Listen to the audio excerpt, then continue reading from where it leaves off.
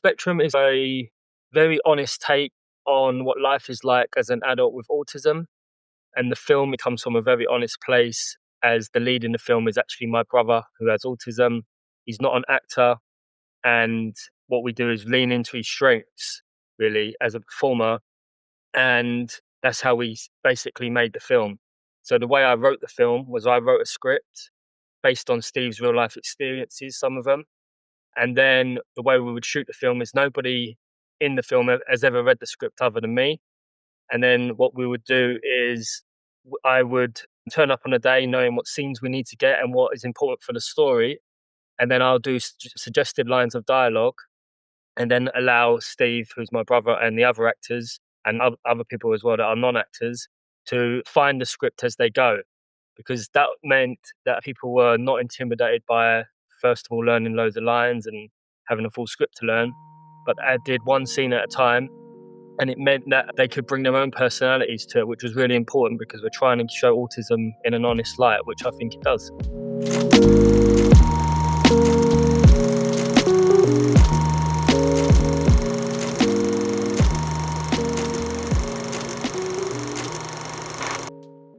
Good day, Rick Stanton, filmmaker of the fantastic film Spectrum. Rick, how are you today? I'm very good. Thanks for having me on the show. It is fantastic to have you on the show. Spectrum is a treat. It was a sensory, I don't know if a sensory overload is the right term to use, but considering the topic, I felt like you made some specific decisions to make Spectrum like a visual aural experience that is not just like a normal film. Before I go on about the film, can you tell people who are listening what they should expect to see when they watch Spectrum? Yeah, so Spectrum is a very honest take on what life is like as an adult with autism. And the film comes from a very honest place, as the lead in the film is actually my brother who has autism. He's not an actor. And what we do is lean into his strengths, really, as a performer. And that's how we basically made the film. So the way I wrote the film was I wrote a script based on Steve's real life experiences, some of them. And then the way we would shoot the film is nobody in the film has ever read the script other than me. And then what we would do is I would turn up on a day knowing what scenes we need to get and what is important for the story. And then I'll do suggested lines of dialogue and then allow Steve, who's my brother, and the other actors and other people as well that are non-actors to find the script as they go. Because that meant that people were not intimidated by, first of all, learning loads of lines and having a full script to learn, but they just did one scene at a time. And it meant that they could bring their own personalities to it, which was really important because we're trying to show autism in an honest light, which I think it does. Wow. I've never heard anyone do it that way. So, how did you learn to get into filmmaking and to be so creative? I imagine it wasn't just you decided, let's do it that way. This has been a process, a learning process for you where you felt like that was the best way to direct. We're talking about directing your brother. So, I imagine it was a learning process where you were able to get to that kind of advanced filmmaking. Yeah, so basically, just my day job is I work in like a commercial space, doing like branded content, commercial sort of work. And I used to do a lot of music stuff, is how I started in filmmaking in the first place. But I'm a very self-educated person. I left school at 16, never went to college, never went to university. And I just got involved in like the London music scene when I was around 18. Sort of a lot of indie bands at that time. People like Amy Winehouse would just be in the pub, for example. And I just got involved in music that way. And then I started running club nights, like indie nights, putting bands on around London. And then that made it so I got quite a few contacts in music. And then I started filming for some of those people. And a couple of them got signed to labels like Universal. And then it just rolled on from there, really. I just would start filming people's tours or some music videos or festivals, stuff like that. And then it evolved into sort of branded content, commercial work. And now I've done Spectrum, which is my third short film. I've done two others, which are shorter. The others are like 5 and 8 minutes, which I've wrote and directed. And then we've done Spectrum, which is a half an hour. And one of the reasons it's half an hour is I wanted to show people that I could take on an episode for a series, for example, or even a feature film, because I feel like I know how to tell a story. I know how to manipulate an audience to feel something. And I feel like we've done it with this film. Oh my god. I don't like cursing on my podcast, but that is fucking incredible, Rick. That's one of the best stories I've ever heard of just, like, resilience and chasing the dream and then making it happen. So, Spectrum is amazing. It's available on YouTube. You can watch it now. I'll link to it. Definitely, if you haven't watched it before loading up the podcast, hit pause, go watch it. Then you can come back and listen to our conversation about it. One of the things I noticed you'll notice right away is that you used the music to make the viewer feel slightly uncomfortable. Some of the shot in black and white. Can you talk about the those decisions you made to make the viewer feel a little bit different than what they might normally expect watching a short film? Yeah, so the first reason we went for black and white is that people with autism often have a sort of black and white way of thinking. So that's why we went down that route. We also shot in most of the film in 4:3, which is like a square, and that was deliberate as well to make the character feel boxed in. Because throughout the film, Steve, because of his autism, he hasn't been given opportunity, which means his world is very small and his horizons haven't been broadened yet because of lack of opportunity. And you may have noticed there's a big event in the film at the end, a big sort of attack scene essentially. And in that Right. scene, the ratio actually opens up from a box to cinema scope, and that's because Steve is heading towards an opportunity to prove himself. So every sort of decision is very thought out. The film's got a lot of like Easter eggs as well, which I'm a big fan of in films. I think that's what makes the difference between an average film and a good film.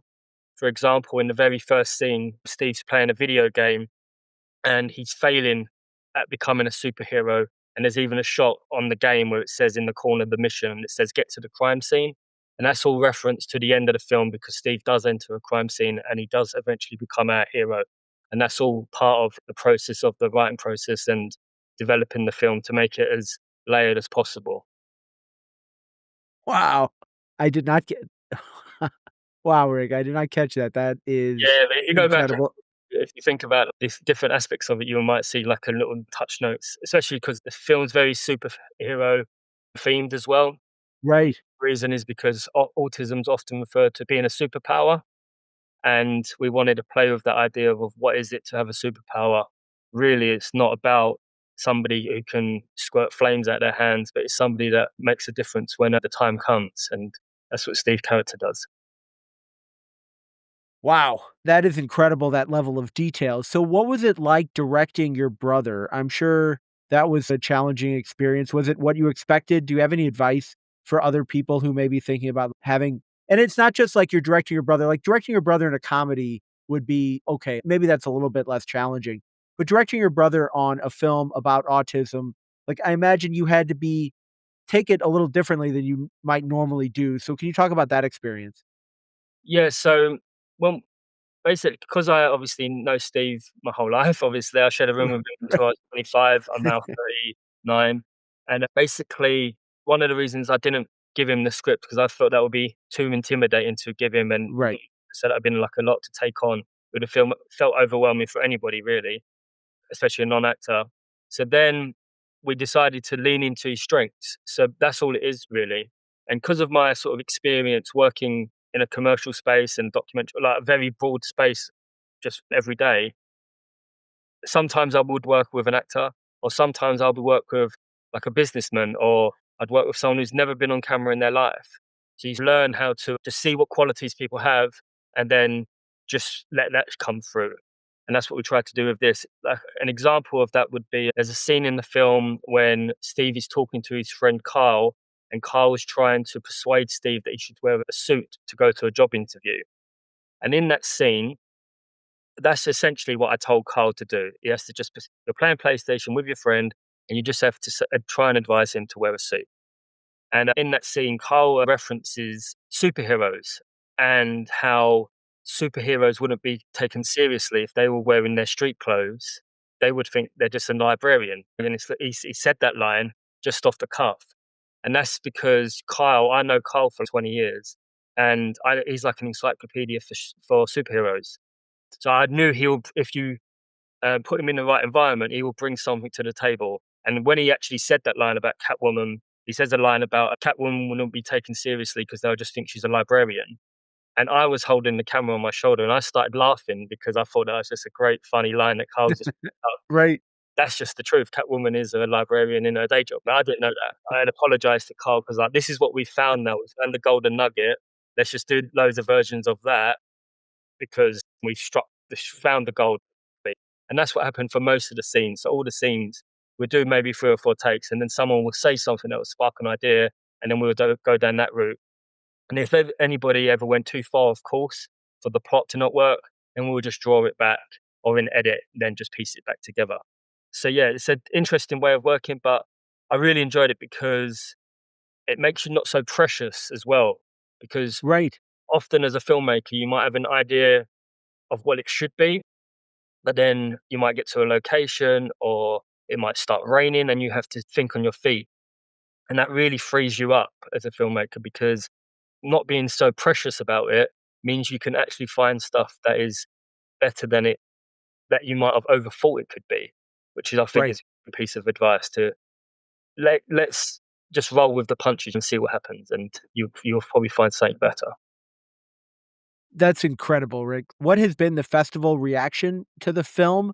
I know that there are festivals out there that sort of have, like, special sections for, like, disabilities and things like that, and I'm curious on your thoughts on that. This is a great film, period. There doesn't need to be any, like, addition of, like, it's on autism or anything like that to make it into a great film. It's a great film, period. So how was the festival reaction, and then how do you feel about, like, the labeling of films in this genre of making it into something like an autism, because I'm sure it's a fraught relationship. You wanna tell people what it's about, you wanna raise awareness of it, but you also don't want people to think of it, "Oh, it's that autism film," and then take away from, like, the greatness of the film by itself.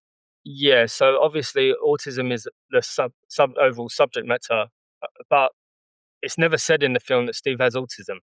It's never Right. mentioned. It's just because in real life, people don't walk around going, "I've got autism, I've got Right, autism." with the sign, yeah. Hit someone on the street and you just think, "Oh, they seem a bit different. I'm not sure why," but you don't necessarily ask, and they're not gonna necessarily tell you.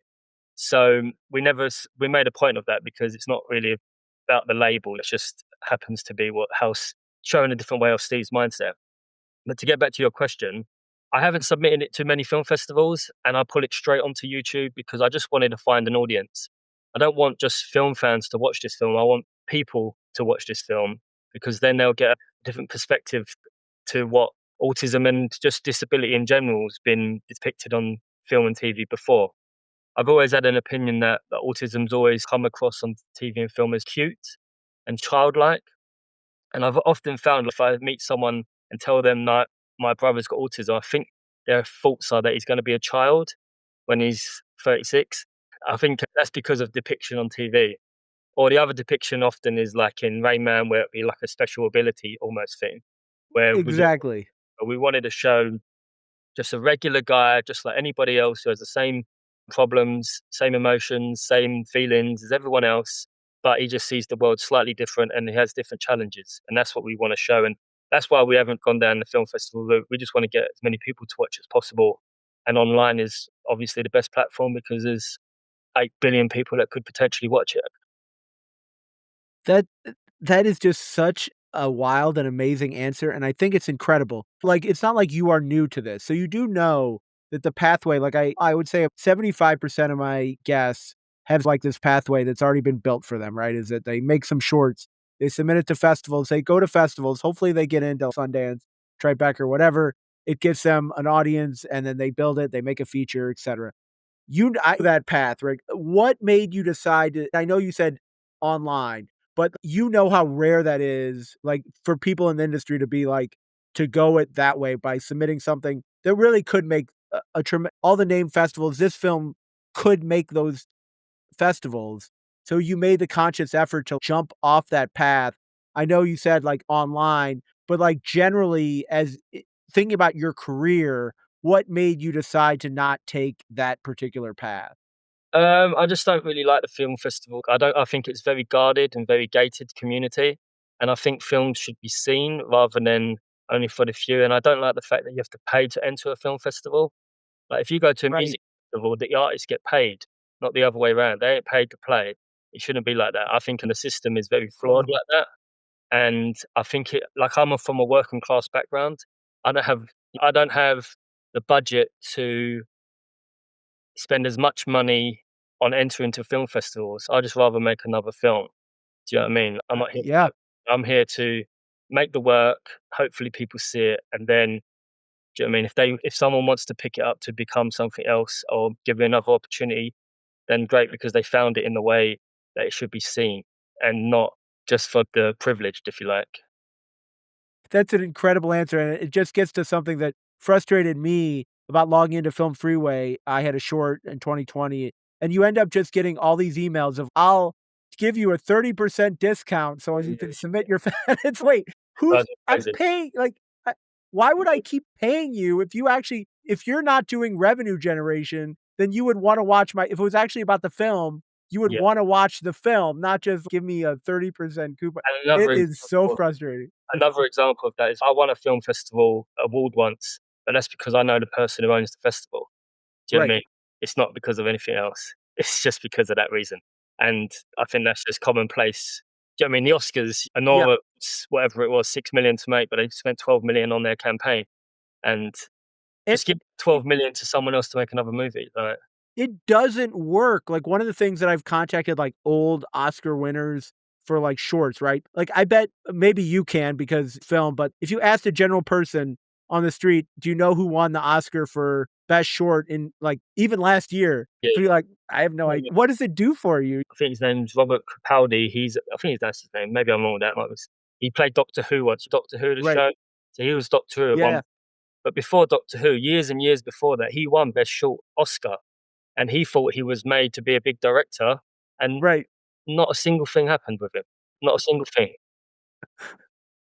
Oh, man. And he Oh, talks man, about but it on like big chat shows and stuff. Like he says that, oh, and I thought I was on my way to Hollywood, and then that was it.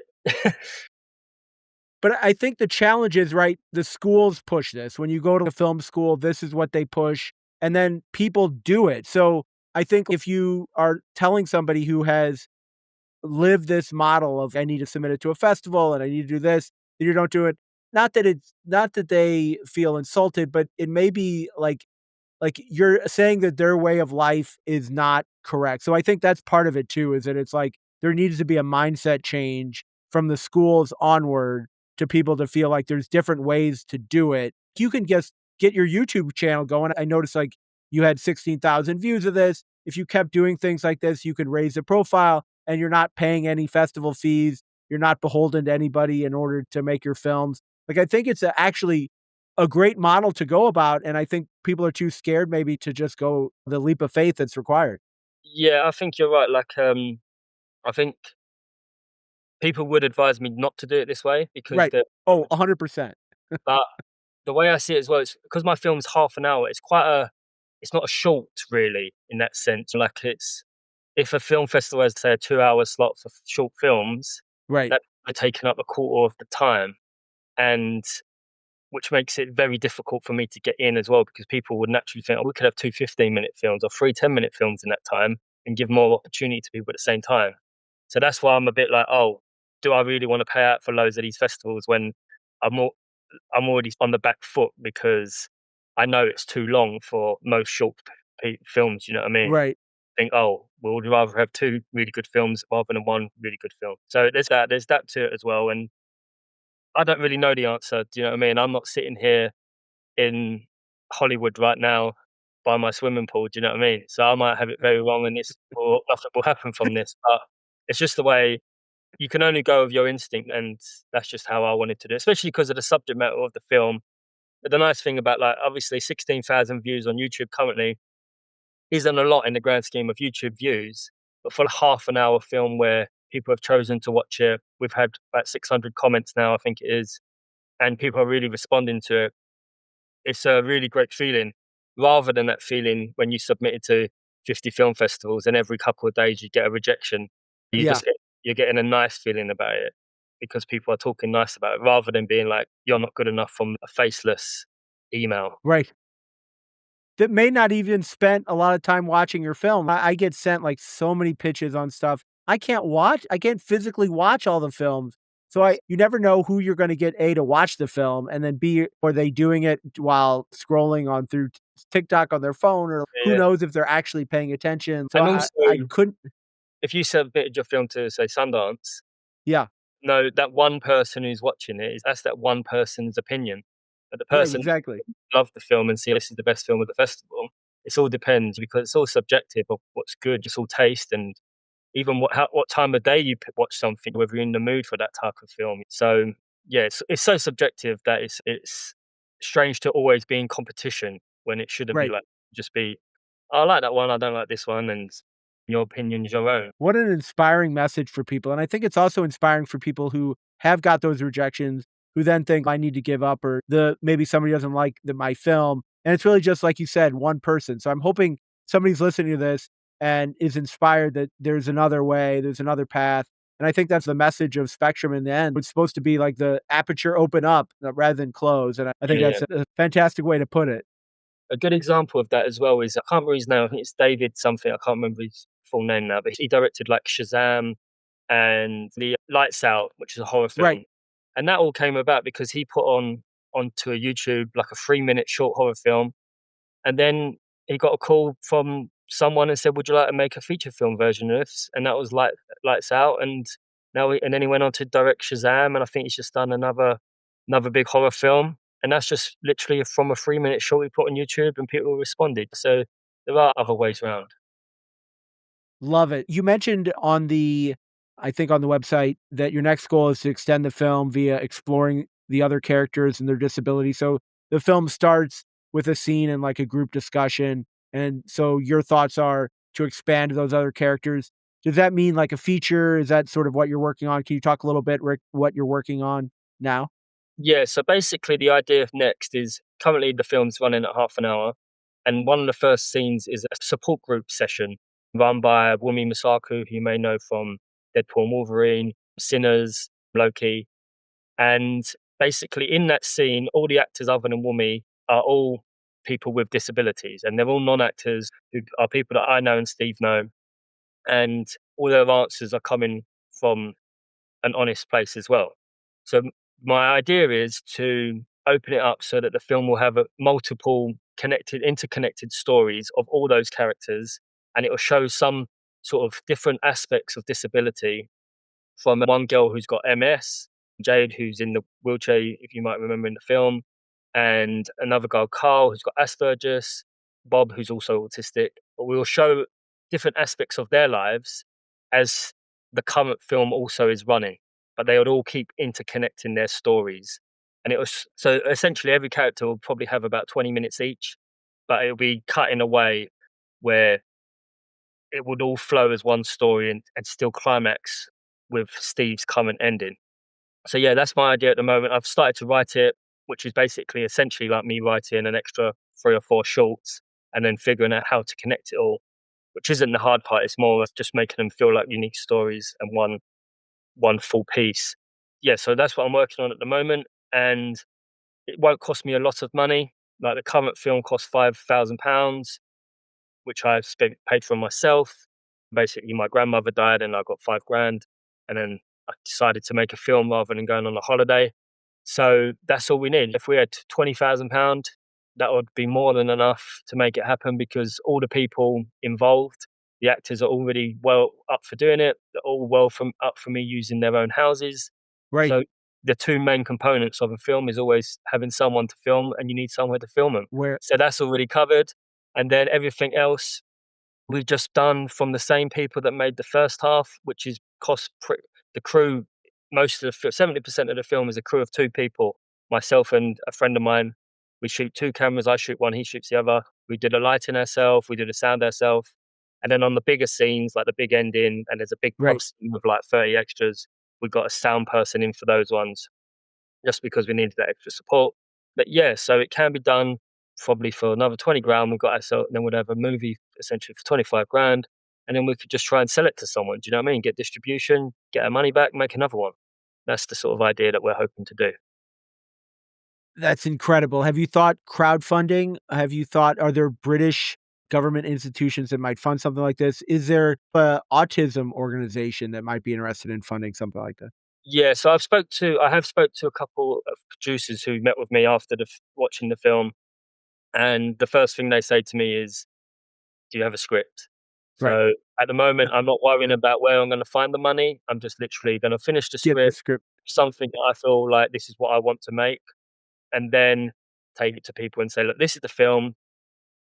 I don't want to hear your opinion on it. I just want to know whether you're going to give me the money because it's the film we're going to make, whether you're involved or not. Do you know what I mean? If not, I'll just go and beg still Bobby and get it myself. That's so fucking awesome, Rick. Like, I I wish so many people don't do that. So many people are just like, go after the money first, and then you have another person telling you what somebody who's paying for you to do it to telling you Yeah. what to do. That's the thing of I could make it pretty much for free because it's already there. Do you know what I mean? I've got a camera in the other room. I just get the camera and we go and shoot it like we did already. Do you know what I mean? Yeah, The only reason it cost 5 grand in the first place is because of mostly because of that big scene at the end. right. Because we have a real police car, we have real uniforms, we have a location that we had to pay for because we shot at night, and to have a police car, you need permits and all these things. But other than that, do you know what I mean? It's everybody is no actors got paid. Do you know what I mean? The actors get paid in like having a good time, and they just want to be there, and they get a pizza at the end of the day. Do you know what I mean? It's Yes, incredible then yeah, it's incredible then you gave that commitment to it. Like, you could have just said, "We're gonna keep it no budget, whatever," and then give you can always do the police car off camera or something. There's ways to do it, but you were so committed to the scene that you wanted to have that you were like, "No, we're gonna make sure to do it right." it's because of that scene actually at the end. I'll give away to the audience. Hopefully, they watched it before, but basically, in this scene, our main character Steve basically witnesses a woman being brutally attacked. Then, and when he intervenes, he essentially gets the police come and they put him in handcuffs because they think he's involved in the crime. And I wrote that scene before writing any other scenes in the film because that happened to me 15 years ago. I was walking home at 2 in the morning in East London, and then I heard a woman screaming. And then when I went over to her, she had all blood on her face. She was on the floor. And as I was trying to help her, police came and put me on the floor and put me in handcuffs. And then, luckily, Wow. from a lady from like a tower block came down and said, "No, this guy's got nothing to do with it. I'm the one who called the police." And then they let me go, basically. So that's where I started from. I was like, I want to write this into a film. And then I thought, what if Wow. my brother, would it be any different? So yeah, that's how we started. Thank God for that lady, Rick, and you'll see in the film, like, it could have been, like, bad consequences for the character in the film as well as for you. Gosh, what happens if she wouldn't have came down? Yeah, exactly. It's an interesting one because people seem to think that like the character of Steve would be heavily affected by that scene Right. after the character if it lived on in the film. And it's interesting that people would think that because that when that happened to me, you think that'd be traumatizing. But Right. as soon as I left and started walking home, I just felt good about myself. That when I heard all the commotion, I didn't run away from Run. the scene, I went towards Right. it because it's instinctively, right? And I just felt, oh, okay, I feel good about myself because I did something rather than got scared about it and run away, basically. Yeah, because obviously didn't know what I was going into, and it turned out okay in the end. You know what I mean? But sorry, my cat. Yeah. Wow, this has just been so incredible. So, Rick, this is an indie film podcast. Love supporting other people's projects. I'm really interested to know your answer to this question. Are there films or filmmakers that you wish more people knew about that you've watched that you think, wow, this is a film that I love and I wish it got more attention? Okay, yeah, a film that I probably watch every single year, which is actually a short film. It's half an hour. It's a documentary. It's called Lift.